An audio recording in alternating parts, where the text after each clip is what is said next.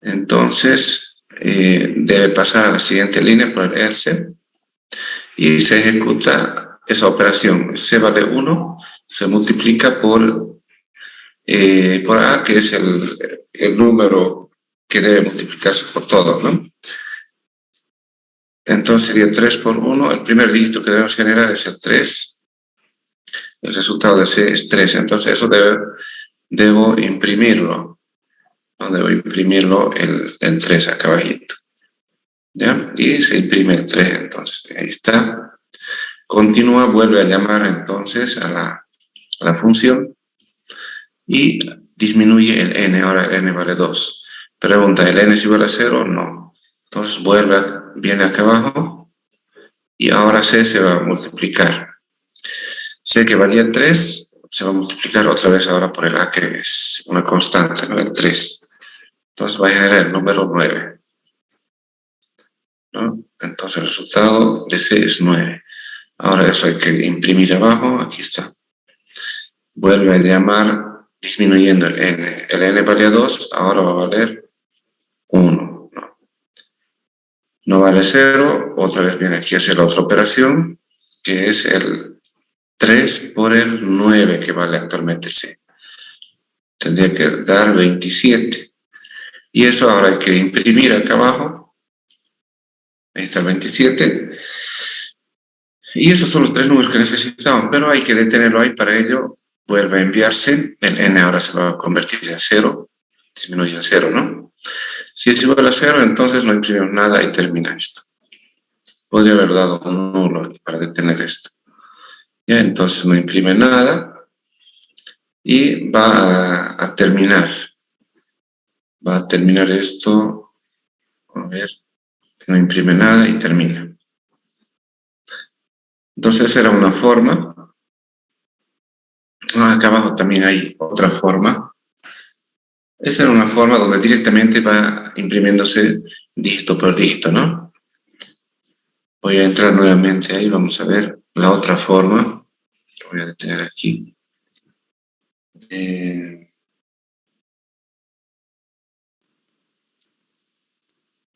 Otra vez para 3 dígitos.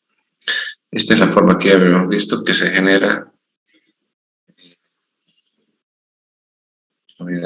Que genere los primeros 3 números, ahí está. Ahora estoy entrando a la otra forma para generar los mismos 3 números. Aquí lo que estoy enviando es a través de un for. He enviado primero generar el primer número. Le envío n igual a 1. Entonces, ingresa n es igual a 1. Pasa aquí. Y devuelve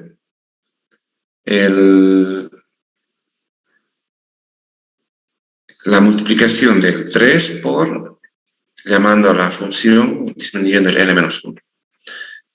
Vaya, todavía no está terminado este return. Antes de devolver todo debe solucionarse esta parte. Esto está volviendo acá, el n que vale 1, ahora el n va a valer 0. El n vale 0. Cuando el n vale 0 va a devolver 1. Y eso va a devolver aquí. Y se va a poder multiplicar el a. Devuelve el 1. Ahora sí puede multiplicarse el 3 por el 1. Y acá tiene que imprimirse el 3. Pero esto está devolviendo al programa principal, similar a como he hecho la Fibonacci. Entonces viene aquí. El for es el que ha enviado el primer i que valía 1. Ahora acá se imprime y el for ahora va a valer, es decir, va a llamar enviando el número 2. Vamos a ver qué valores tiene. Ahí está el i, valía 1 y va a mostrar ahora cuando i vale 1, es decir, cuando n vale 1 va a imprimir el 3. Imprime el 3 y vuelve enviando ahora para el siguiente número, el n igual a 2. Acá cuando el n vale igual a 2, viene aquí, hace una llamada quiere multiplicarse el 3 por la llamada. Cuando llama aquí, el n no vale 0 para volver aquí abajo. Ahora, en esta segunda llamada, intenta multiplicar otra vez el 3 por lo que devuelva esto. Actualmente el n vale 1. Va a volver a llamar esta parte y el n va a valer 0. Cuando el n vale 0, este devuelve 1. Entonces, ahora se va a multiplicar el 3 por 1. Vamos a ver. Devuelve el 1 y se multiplica el 3 por 1. Y va a devolver el valor de 3, pero aquí a la anterior llamada de esta misma función. A la anterior llamada devuelve el número 3. Ahora se debe multiplicar lo que está devolviendo por el a, es decir, el 9. Ya está devolviendo entonces el 9 y acá se va a imprimir el 9.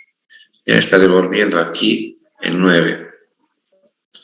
No sé si por acá se puede ver lo que devuelve. Aquí está. Está devolviendo 9. Se ha llamado a serie 0. Está devolviendo el valor del 9. Ahora ese 9 hay que imprimir.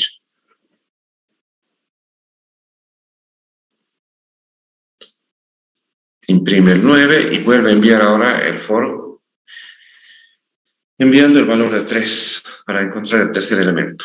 Viene aquí, hace otra vez la misma operación. El n no vale 0, el n vale 3. Hace una llamada disminuyendo el n. No vale 0, otra vez vuelve a llamar disminuyendo el n. Otra vez vuelve a llamar disminuyendo el n. Ahora el n vale 0, ahora va devolviendo en cadena.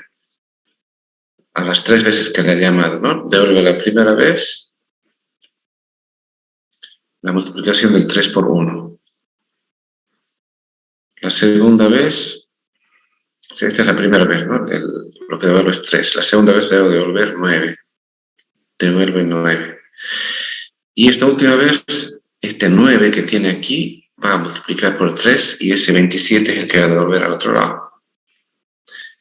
Ya, el 27 devuelve, ya, aquí está el 27 y ahora se imprime esto y ahí termina. ¿No? El 27 y ahí termina. Entonces, esa era cualquiera de esas formas, quizás otra forma más que puedan haber resuelto. Todavía estoy recién revisando. Puede ser que alguien haya hecho de otra forma y que sí funcione. ¿Ya? Entonces, esa era para la pregunta 1. Para la pregunta 2, que es la tabla de multiplicar, vamos a ver qué es cómo se podría haber resuelto. Tabla de multiplicar. Por ejemplo, para el número 5, envía el número que debe multiplicar, que es el 5, envía el número de donde debe iniciar la multiplicación y dónde debe terminar. Hemos dicho que debe mostrar una tabla que multiplique por 1 hasta el número 10. ¿No? Por ejemplo, 5 por 1, 5 por 2, hasta multiplicar el 5 por 10 que dice la J. Entonces, como sabemos que debe terminar cuando esté multiplicado por el número 10, hay que comparar, ¿no? El i que va a ir incrementándose. Primero va a valer 1. Cuando i valga más, que sea mayor que 10, entonces ahí debe terminar, ¿no? Y aquí se devuelve el valor de 1. A ver, vamos a ver. Primeramente, el i vale 1, no es mayor que 10, pasa por el else. Va a pasar al else. ¿Y qué va a hacer aquí? Va a mostrar por pantalla el 5 por i, que vale 1, y al lado va a devolver el resultado, es decir, ya la operación de 5 por 1, ¿no? Entonces acá abajo debe mostrarse 5, la x, el 1, igual el resultado de 5 por 1, que tendría que ser el 5. ¿Ven? Entonces, veamos, eso tiene que darse abajo. Y efectivamente, ahí está 5 por 1 igual a 5. Y luego vuelve a llamar aquí no le he puesto. Vuelve a llamar incrementando el i. Ahora i vale 2. 2 es mayor que 10, no. Entonces vuelve aquí y va a imprimir. Va a imprimir 5 por 2. Y al lado hace la operación 5 por 2, que va a devolver el resultado, ¿no? Abajo veremos. 5 por 2 igual a 10. Luego vuelve a llamar incrementando el i. I actualmente vale 2, ahora va a valer 3. Vamos a continuar. Y vale ahora 3. 3 es mayor que 10, ¿no? Entonces va a imprimir el 5 por 3 y el resultado de 5 por 3. 5 por 3 y el resultado de 5 por 3. Continúa, ahora i se incrementa en 1, actualmente vale 3. Ahora i vale 4. ¿Es mayor que 10? No. Entonces vamos a imprimir 5 por 4. N que vale 5 y que vale 4. Y el resultado. 5 por 4, 20. Retornamos incrementando el i. El i vale 5. No es mayor que 10. Continúa, vuelve a imprimir. 5 por 5, 25. Continúa, el i ahora vale 6. Y así. 5 por 6. Ahora va a incrementarse. El i vale 7. Se vuelve a imprimir 5 por 7. El i vale 8. Se vuelve a imprimir 5 por 8. El i vale 9. Se imprime el 5 por 9. El i vale 10. ¿10 es mayor que 10? No. Viene entonces acá e imprime 5 por 10. Ahora viene y pregunta.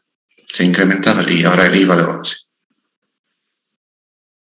I vale 11. Entonces e retorna 1. Pero esto ya en realidad no importa porque no lo está imprimiendo, ya no podía volver, o sea, 0, ¿no? Ya retorna 1 y ya termina ahí. Termina todo. Y aquí dice el resultado de multiplicar del número es, aquí no pasa nada. Vamos a ver aquí qué estaba haciendo. No, esto nada que ver, este último resultado. Hasta aquí estaba bien, entonces ese 1, no, es que lo que pensaba parece que era, hasta aquí estaba resuelto. Esta última sentencia no tiene nada que ver. Esta lo vamos a ver. Ya no hay que poner nada aquí en realidad. Ese último mensaje está por demás. Ya estaba resuelto esto. A ver, vamos a continuar. Ahorita lo solucionamos eso para que no esté así. Ya. Entonces la función sí está bien. Aquí el último mensaje no está medio raro. Por lo demás, la función esta entonces está bien. Este último return es por el hecho de que estaba llamando, ¿no? Pero podría poner algo aquí. Ya no tiene que mostrarse eso. Entonces,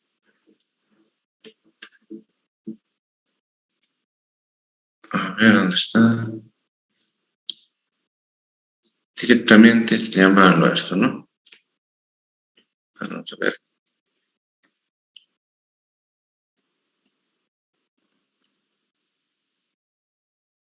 Formas rápidas de salir de esto sería ponerlo ahí.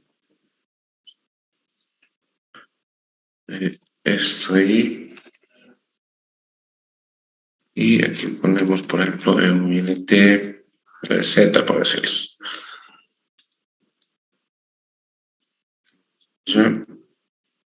Okay. Podría corregirse de otra forma, pero para salir del paso ya nomás. Ya está esto.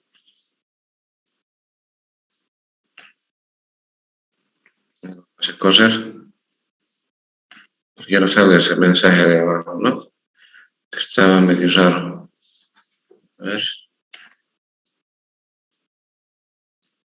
Factor de multiplicar 7 del 5. Y ya está, ¿no? Entonces, del 5 ahí tratado de multiplicar y eso sería lo que tenía que resolverse. ¿Ok? Voy a seguir revisando de cómo están sus exámenes. Está la función.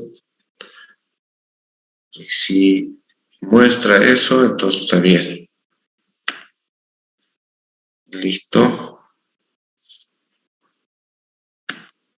Y entonces, ese examen, la resolución también lo voy a tener que poner en el Moodle porque en un momento vamos a hacer un examen final y puede entrar alguna de estas preguntas.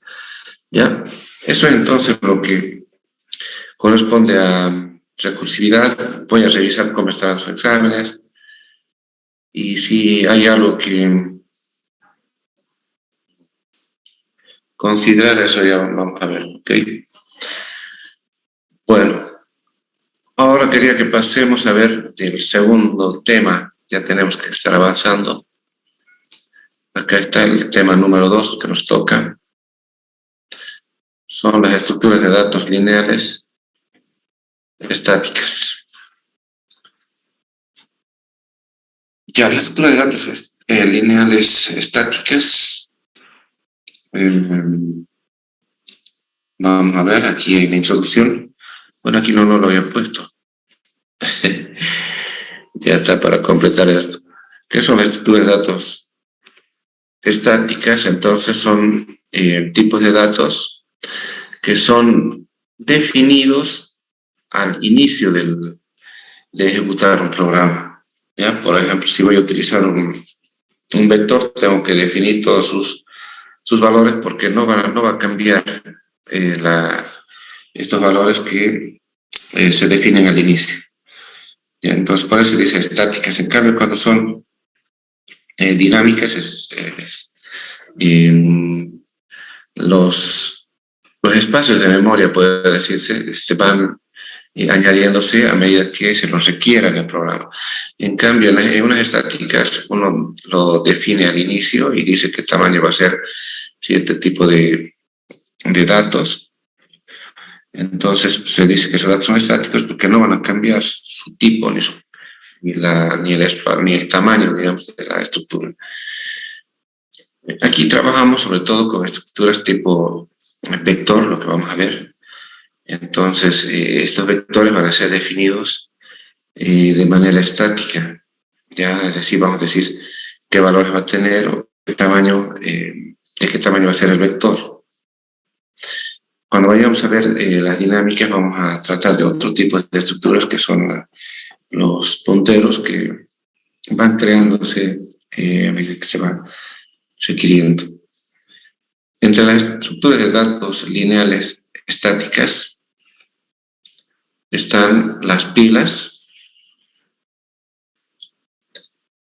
que consisten más bien en un conjunto ordenado de elementos iguales, de forma que únicamente es posible añadir o suprimir elementos en una posición fija llamada cabeza de la pila.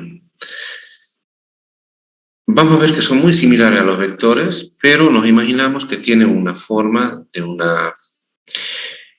algo para apilar. ¿Ya? Cuando nos referimos a pila, nos referimos a manejar elementos apilando uno encima de otro. La estructura de una pila también se denomina LIFO. Last in, first out es el último en entrar, es el primero en salir. Cuando apilamos cosas, ponemos algo abajo, luego ponemos encima, y cuando queremos desapilar, comenzamos desde arriba. Del último que hemos puesto es el primero que vamos a sacar. Por eso se dice que la estructura de pila es LIFO. la última en entrar es la primera en salir, ya que el último elemento a introducir la pila será el primer elemento que se imprime.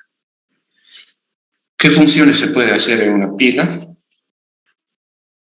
Se puede crear una pila vacía, se puede averiguar si una pila está vacía, se puede averiguar si una pila está llena, se puede añadir un elemento a la cabeza de la pila, o cima también se puede denominar, y también se puede sacar elementos de la cabeza de la pila.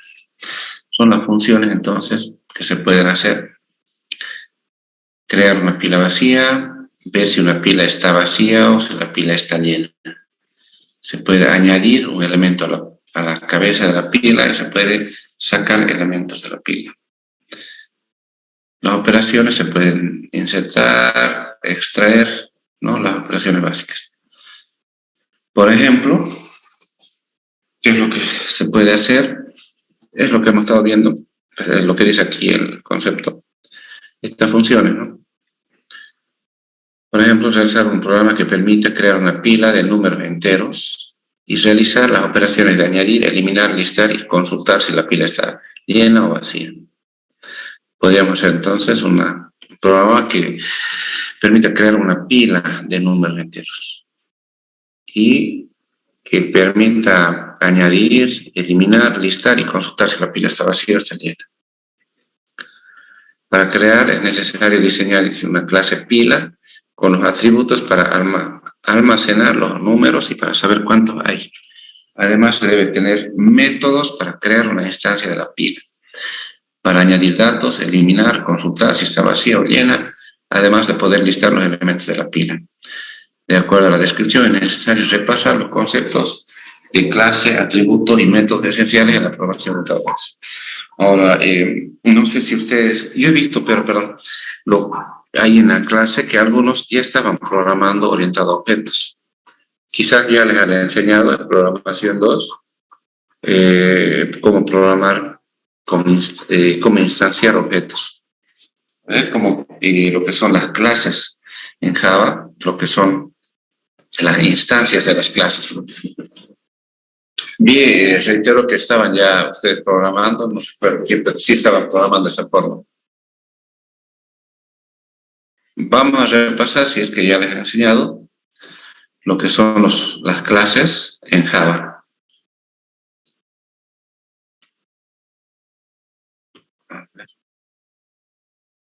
Lo que son las clases en Java. Ok, aquí está. Las clases en la programación orientada a objetos es como dice una clase, es como una plantilla, un molde o modelo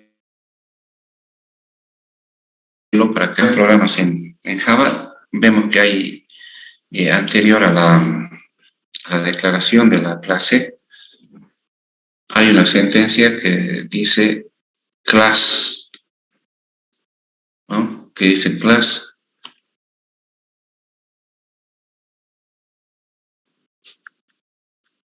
Entonces, cuando creamos nosotros clases aquí en Java, hay una sentencia que dice class.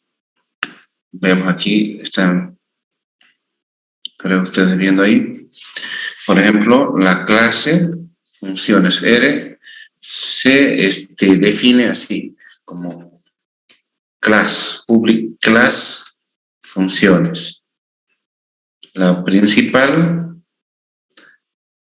también está como public class app. Entonces, esta es una clase. Cuando lleva el símbolo, la letra o la sentencia static, significa que son clases o que son funciones estáticas en este caso, porque estas sí son clases. Al decir que son clases, se tendría que poder instanciar o crear un objeto de esta clase. Pero resulta que en este caso nosotros hemos estado haciendo funciones estáticas. Ya si instancio esta clase, voy a obtener nada ahorita porque no tiene un constructor, tampoco tiene funciones que no sean estáticas, ¿no? Entonces,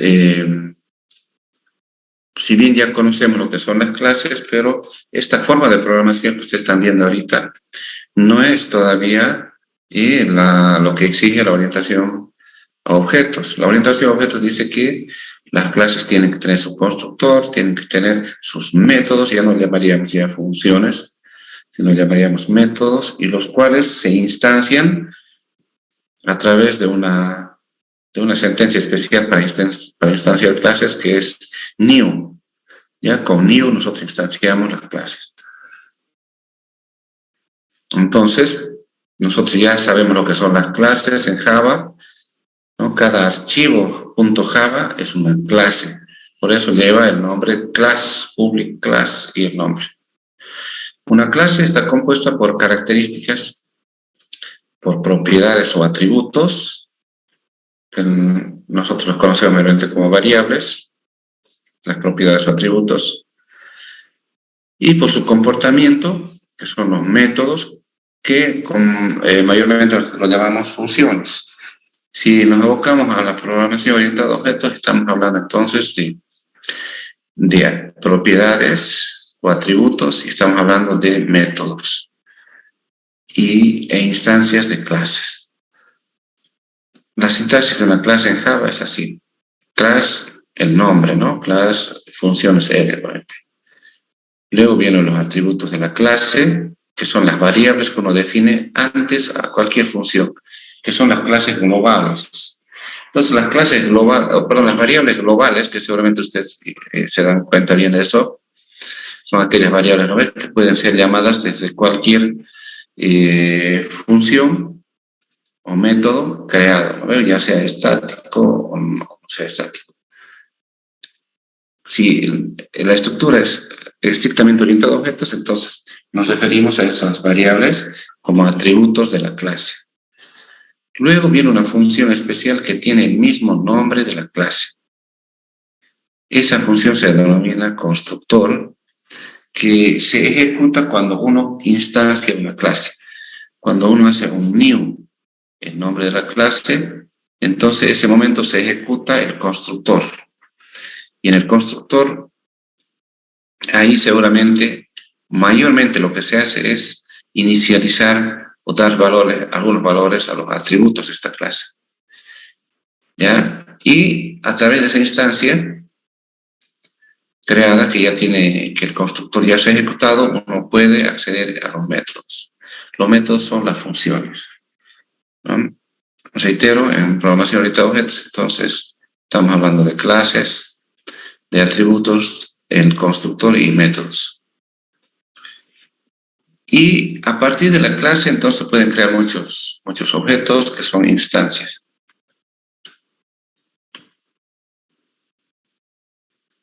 ¿Qué es un objeto? Un objeto es una instancia de una clase.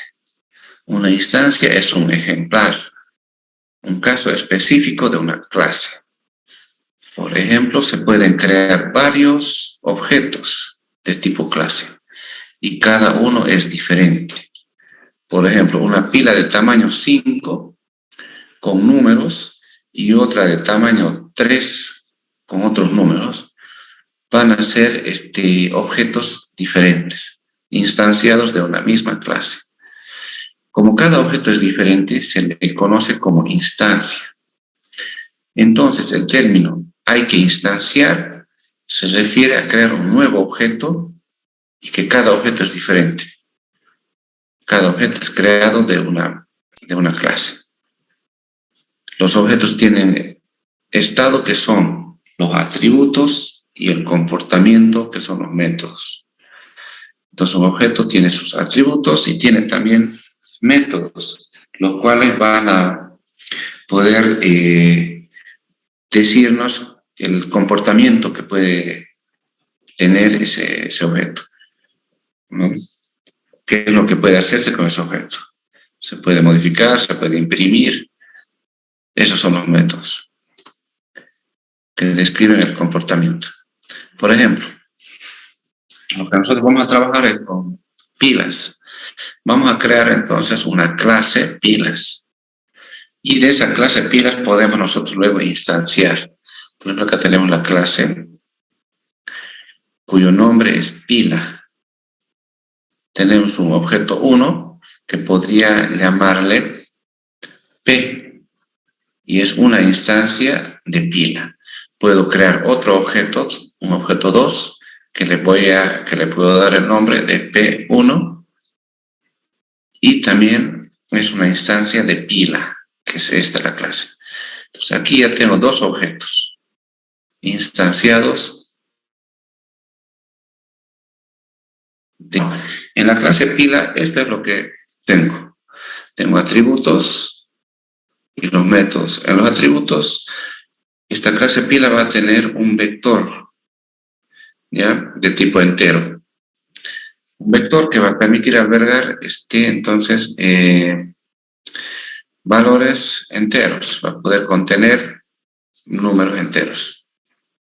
También va a haber otro atributo que me va a indicar la cima o la cabeza, como decía más arriba. Ese atributo cima me va a permitir conocer cuál es el último elemento o en qué posición dentro de una estructura pila me encuentro. Entonces, si yo quiero añadir una encima, tendría que incrementar la cima para poner un elemento encima. Ya, sus atributos entonces son de la clase pila, un vector y cima. ¿Qué método se puede hacer con esto? El primero es el constructor, el cual va a permitir inicializar variables del objeto que se está instanciando. Luego tiene métodos para añadir seguramente elementos al vector, para eliminar, para preguntar si la pila está vacía o si la pila está llena. Cuando se instancia de acá de la clase, por ejemplo, podemos instanciar un objeto que permita almacenar 3 elementos. Entonces, cuando se haga el constructor va a crear un vector para poder poner 3 elementos, ¿no? Y seguramente con la cima igual a 0. Y luego vamos a ir poniendo los elementos. Aquí, por ejemplo, este objeto tiene ya 3 elementos, 1, 2 y 3, y la cima vale 3 porque nos indica que ya está el vector lleno. Sus métodos para insertar es para colocar esos elementos, para eliminar, para ir eliminando, y los otros para preguntar, ¿no? Si está vacío, está lleno. Aquí tenemos otra instancia, es otro vector de tamaño 4, con estos elementos, 4, 6, 2, 9. Como está lleno, entonces encima ya está en 4. Y los mismos métodos. Fíjense, los mismos métodos de la clase utilizan los objetos. En los atributos, el objeto ya pone valores a los atributos o características. Y cada objeto instanciado puede tener diferentes atributos, ¿no? Es decir, en este caso, un vector de 3 con unos valores, aquí un vector de 4 con otros valores. Ok, entonces eso es en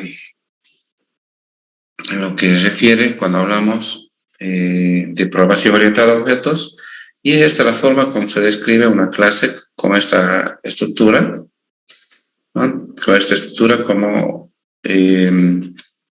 con 3 filas, ¿no? Una columna con 3 filas. En primer lugar va el nombre de la clase, luego van los atributos, luego van los métodos. ¿Ya? Ahora, esa estructura es la que hay que programarla. Creo que acá ya estaba, había puesto el ejemplo de lo que tendríamos que programar. Explico un poquito y esto creo que tenemos que hacerlo ya en la clase, pero para que juntos todos puedan hacerlo, o vamos a ir haciéndolo de manera conjunta. ¿Ya? Entonces, la imagen anterior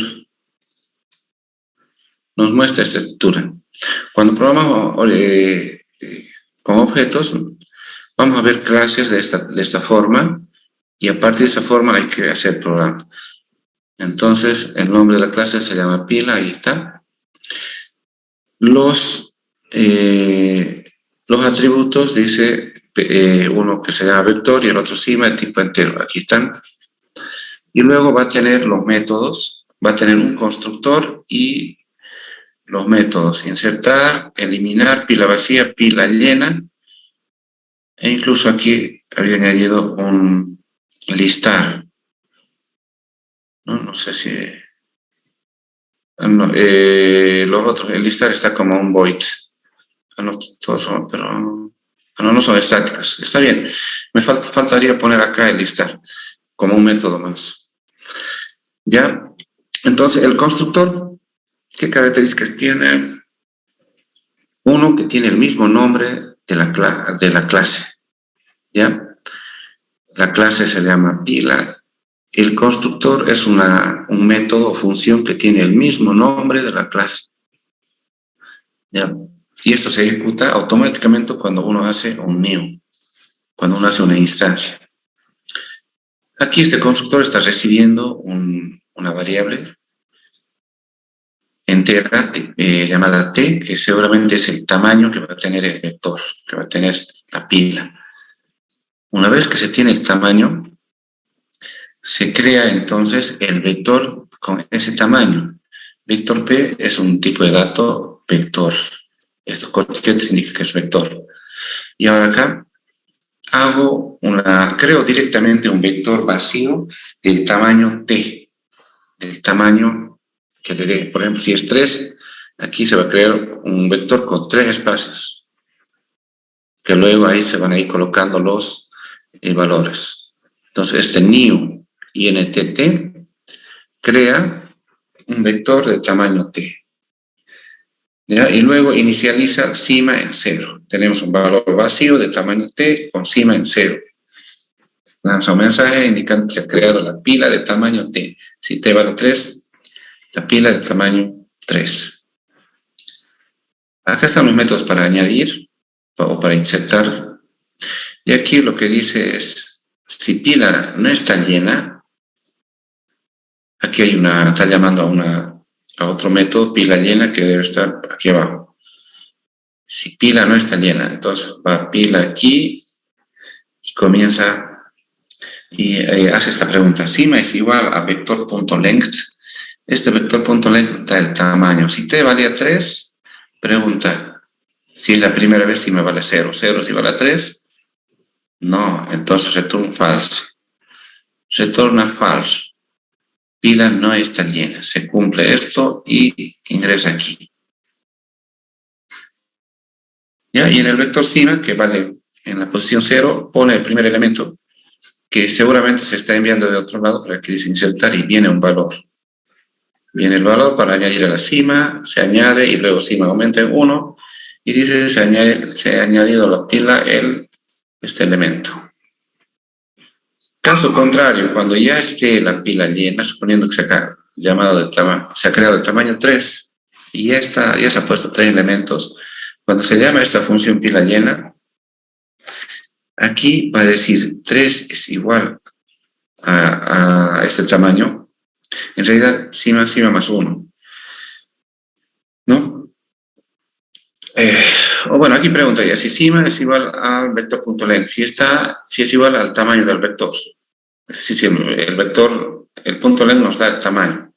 Si es 3, nos devuelve 3. Ya cuando decimos 3, las posiciones son 0, 1, 2. Sigma va a valer 3 aquí.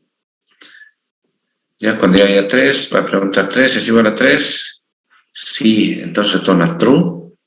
Como es true, no entra aquí. No entra aquí, viene por el else y dice la pila está llena. Así son entonces cómo funciona esto. Ya vamos a verlo el viernes. Cuando viene elimina tiene el mismo comportamiento, fíjense. Estas funciones son interesantes, cómo se maneja. Funciones que devuelven valores booleanos. Aquí para preguntar si la pila está vacía es lo mismo. Retorna true o false.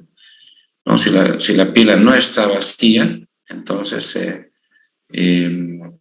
puede eliminar. En el caso de eliminar.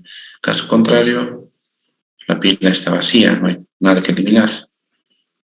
Y aquí hay un procedimiento para un método para poder listar que solamente se tiene que recorrer la pila, ¿no? Que la pila en realidad es un vector, pero tiene la forma como se maneja este vector es aplicando el concepto de pila, añadiendo, y nos imaginamos el vector que está, podemos decir, parado, ¿ya? Y en la parte inferior es el primer elemento donde ingresa, luego va encima, y así se aplica el concepto de pila. Cuando uno quiere eliminar o quiere añadir, siempre se hace a través de la cima, ¿no? Ahí se aplica el concepto de pila. Si bien es una estructura vector lo que estamos manejando, pero el concepto de pila dice que a ese vector hay que manejarlo como añadiendo siempre de acuerdo a lo que diga cima, ¿no? Para eliminar igual vamos disminuyendo cima. Si cima vale 0, quiere decir que el vector está 0. Eso lo vamos a entender un poquito más ya viéndolo, este ejemplo ya en la clase, donde todos van a hacer correr. Este es el main, similar como hemos estado haciendo. Se tiene un menú y aquí se digita el valor para el tamaño de la pila. Lo que les decía es, si bien al otro lado creamos ya el tamaño del vector y todo eso, pero lo que hay que hacer es, ¿dónde está? Aquí tendría que estar la instancia de pila. Aquí está. Aquí arriba, ¿no? Ingrese el tamaño de la pila. Ingresamos, por ejemplo, 3. ¿Y qué hace? Creamos una variable P de tipo pila y hacemos una instancia. New pila y enviamos el tamaño 3. Esta es la gran diferencia cuando programamos de manera estática y cuando programamos instanciando objetos. Cuando programamos de manera estática no necesitamos hacer esto. Directamente llamamos a las funciones que tiene la clase. Por ejemplo, la clase que nosotros manejábamos era funciones R. Directamente llamábamos a la clase, directamente llamábamos nosotros a la clase y punto, y apuntábamos al método, ¿no? Aquí, por ejemplo, decíamos funciones punto rango, es decir, iba a la clase funciones, fíjense el mismo nombre de la clase, funciones R punto rango, voy al método rango y aquí me exige que envíe un parámetro y por eso lo estoy enviando, ¿no? El valor. Pero siempre hacemos mención al nombre de la clase. En cambio, cuando hacemos instancias, es diferente. Cuando hacemos instancias, sí o sí tenemos que llamar a la clase, al nombre de la clase, aplicándolo esta sentencia new.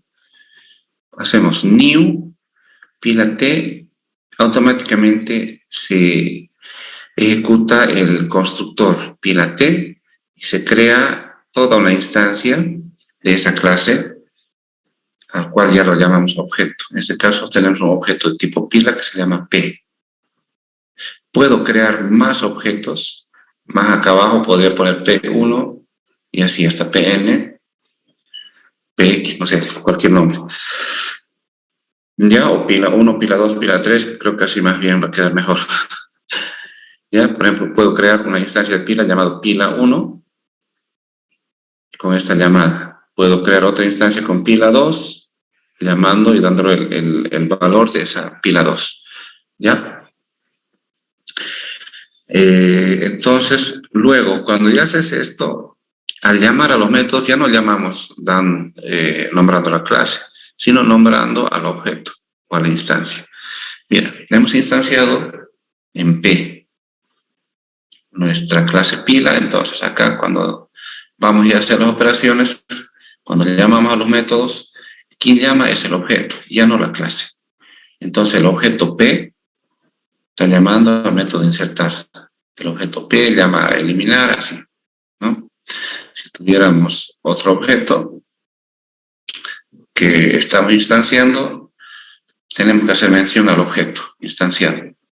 Esa es la gran diferencia. Reitero, nosotros cuando no estábamos instanciando, aquí llamábamos al nombre de la clase, punto el método. En este caso, como hemos creado una instancia, hemos creado un objeto P, entonces ahora hacemos mención al objeto P y a través de él accedemos a sus métodos, ¿no? Podemos acceder también a sus atributos directamente a través del objeto. ¿Ok?